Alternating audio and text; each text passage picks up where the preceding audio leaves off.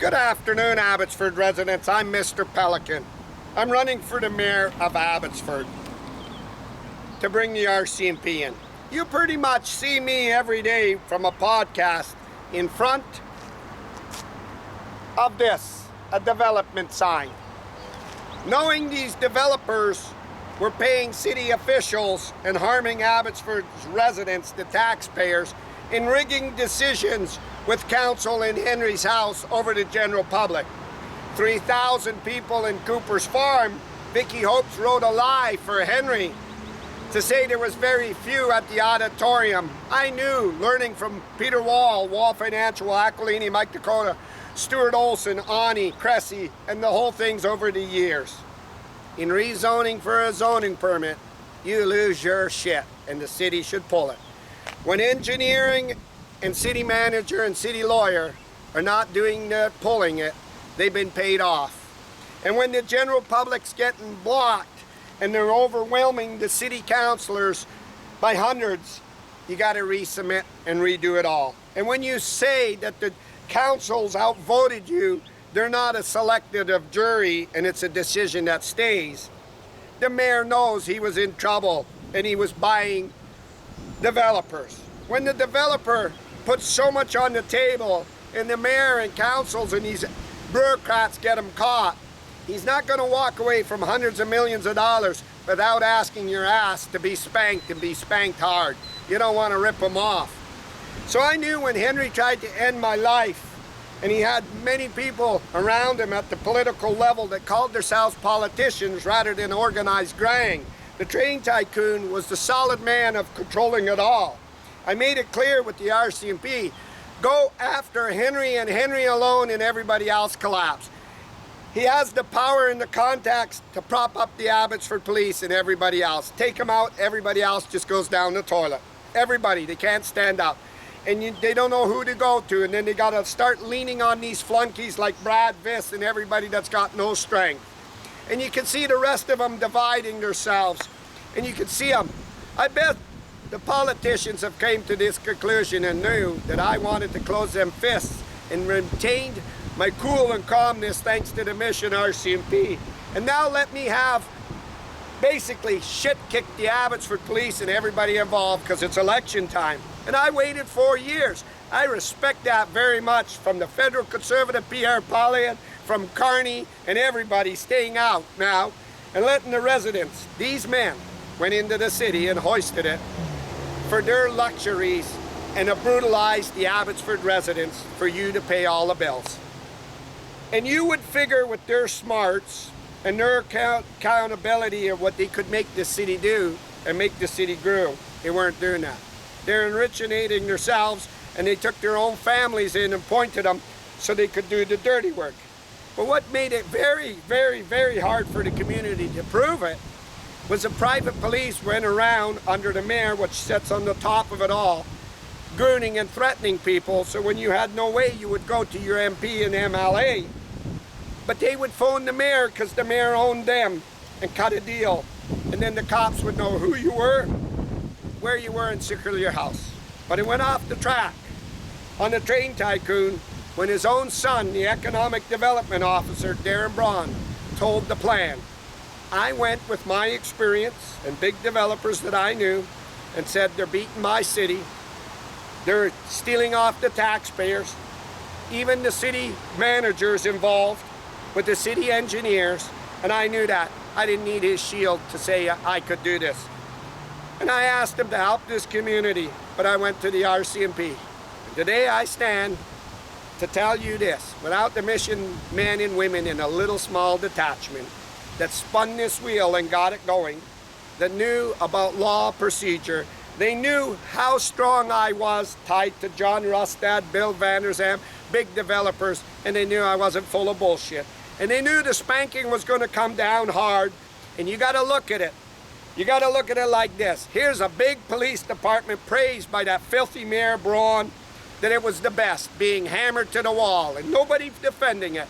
They weren't police officers. The guess in my mind how many men that died in Abbotsford and their fathers now and the kids and wives and fathers to say I lost my son, my dad, and my husband in the line of duty, but he wasn't.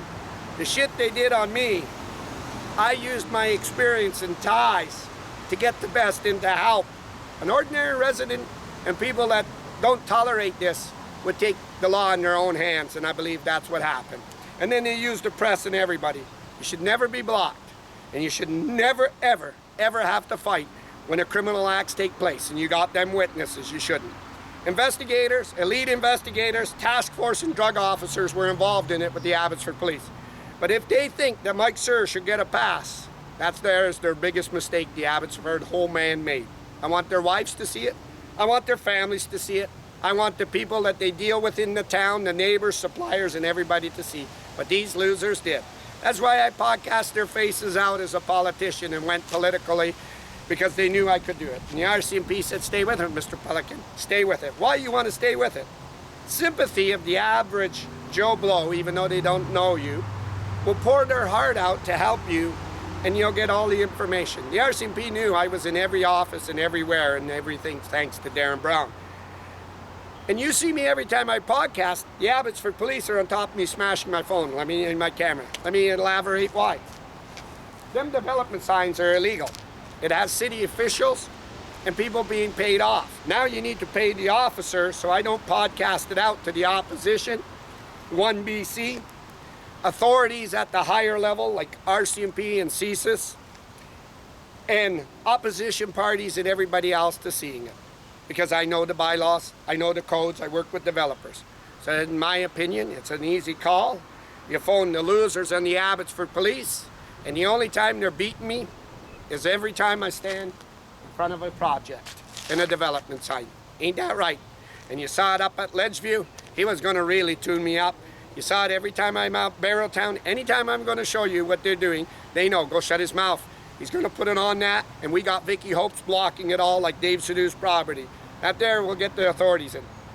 I'm on Pratt. City, and you know that I got people in the city leaking it, and Ross knows that because I want him in jail, and I'm gonna get him there. That's there for my community, and we're gonna get him in front of the courts and jury to decide. I'm on Pratt. On Pratt is where the bus terminal was built.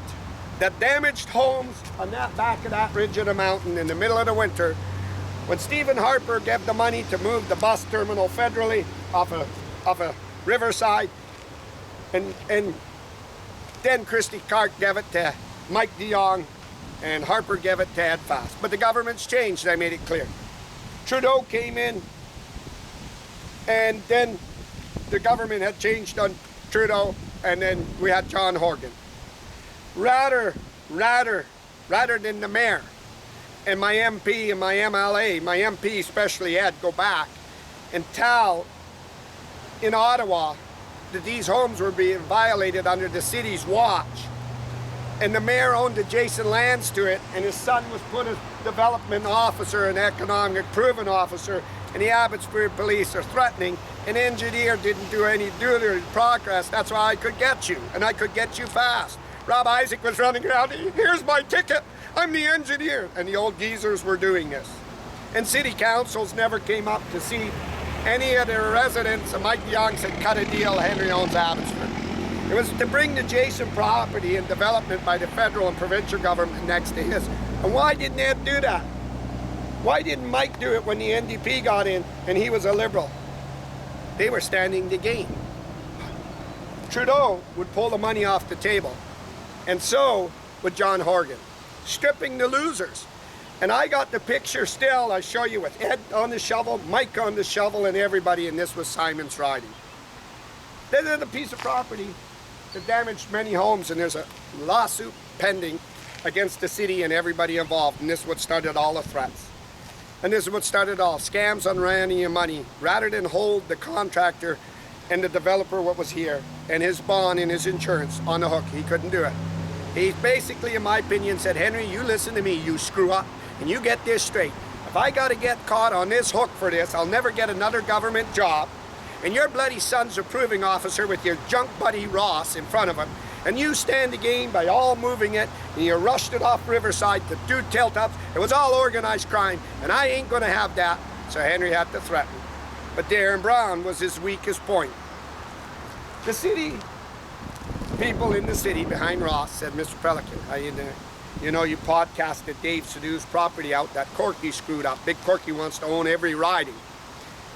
You want to take a visit behind the bus and go down to Pratt. There's the new development sign, ladies and gentlemen, behind the stop sign so nobody can see it. And that new development sign ain't that bad on Pratt, what they're developing, a school and these homes.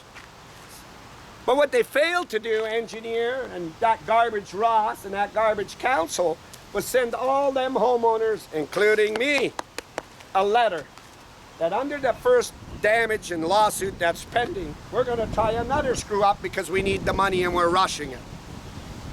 And then send you a letter so you could have a voice about it, so you could go to the lawyer and say, seize the bloody job and stop it. So they want to come in here and start poking because this is their little juice box.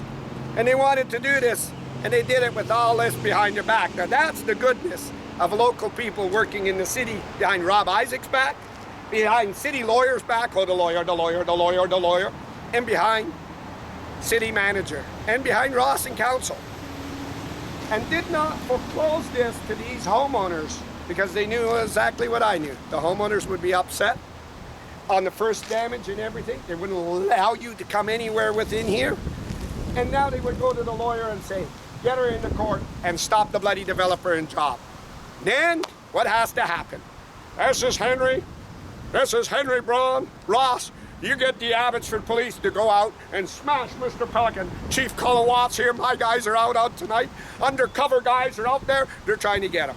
This is what he did up in Ledgeview when I was going to show you Polygon cutting the development sign down, hiding it. Why? You spend hundreds of dollars to bring it before the city. If the general public says no, you're out the money. It's a risk, the same as a casino. When you lay down on the table $50,000, she doesn't go your way, you're out the money. But you better not retaliate at the casino. They take you out the back and they'll break your little fingers.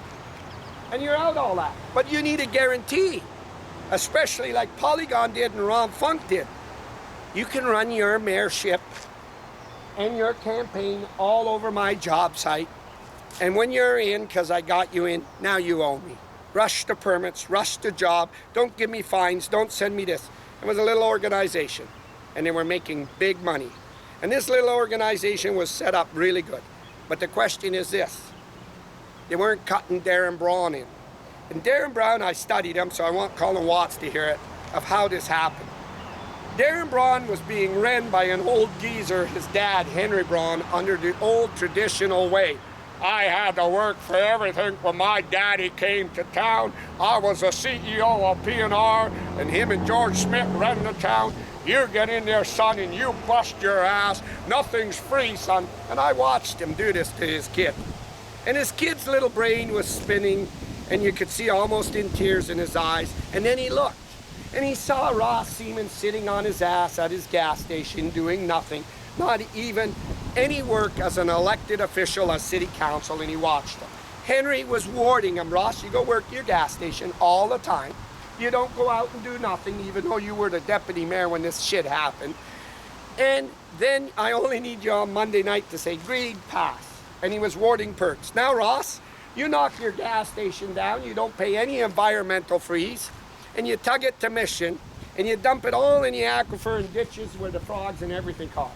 Then he told Ross, okay, listen, you little bugger, we need your little face, because your little face is what makes the public think you're good. Your little narrow face, your little religion garbage face. And if you don't run for me to keep the official plan going and everything, and block Manji Soy, Mr. Pelican, and Troy Gasper, I'll take care of Manji Soy because Abbotsford's not ready for a South Asian mayor back then. And Mr. Pelican will job him in the newspaper, Capricha, everything. Well, Henry, your son's sitting there. You might as well went to the RCMP and confessed. And maybe ask the RCMP, if I tell you all this information, do I get a reward? And then said to Ross, you don't do it, Ross. I'll have Pamela Alexis, his pal that lifted the Ag Center. I'll have Pam go out of her office into Mission where you dumped all your stuff and have Environmental Canada, the fisheries, creeks and everything, clean it all up at your expense and your dad's expense that owned the gas station, bankrupting you and putting your dad on the street. And when I knew that, I knew now I'm just going to wait for the phone call from Ross Siemens' dad, Jake Siemens. And Jake Siemens made me a deal, Mr. Pelican. But my shit old son was in trouble when he was 30. That's how Henry owned him. He sold his soul. I don't know why, but do me a favor. Don't podcast my grandchildren and my daughter-in-law for what my shit old son done. No, Jake, but I tell you, dumping that soil and doing that was how Henry blackjacked Ross in to keep the official plan. And that's what he did. But he should have went to the general public and said, listen, I need the next mayor in. All the developments and stuff I got coming is worth hundreds of millions to Ron Funk, to Cooper's Farm and everything. And if I screw them developers over, they're going to find me in the wilderness and give me a whack.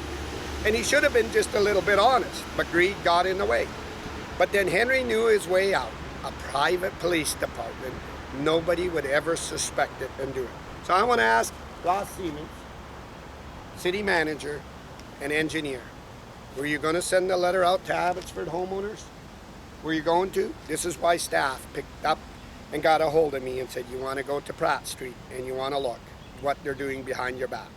And now I want to ask Rob Isaac, when you're doing this much, Rob, on developments and the criminal acts, how much were you being paid? Because I'm going to tell you from experience, and I'll tell you many developers you can go see, even other mayors, when you're not pulling this down and making a public statement that this guy cheated and yanked his permits, that means you're in over your head. And all I got to do, Rob, is watch how many people are coming to your house and who's visiting you. And it ain't your neighbor, is it, Rob? It ain't anybody on the bottom of the ladder. It's real big people, Rob. Real big people that need to come and see Rob Isaac when he's out of the city and see the city manager. It's insider trading. It's organized crime. It led to massive threats. It led to people getting in their cars trying to kill people, but it led to an Abbotsford Community Police Department selling its soul and its company name for abuse to an elite mob and wrecking every man that was in that have a sworn duty and an obligation to look after their families in this community, and destroyed that company. And figures now if it doesn't hang down and do it. So I want to tell you this, Colin Watts, I want to make it clear, I think you should bring your ass down here with Amric Moran to Pratt, just behind the Bass Terminal here, the BC Bass Terminal, and have a look at this. And then you want to get Amric Moran to go in and ask Corky. Then you want to get Amric Moran to go ask Ross Siemens, city manager and lawyers. Did you send letters?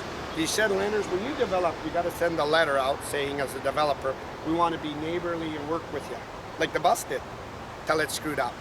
This guy wasn't. He's going to sneak in. And this is what Henry was after when he was doing this shit for the bus. And then when I scared him, he pulled it off the market. But the question is, Abbotsford Police figured they were going to hold it out.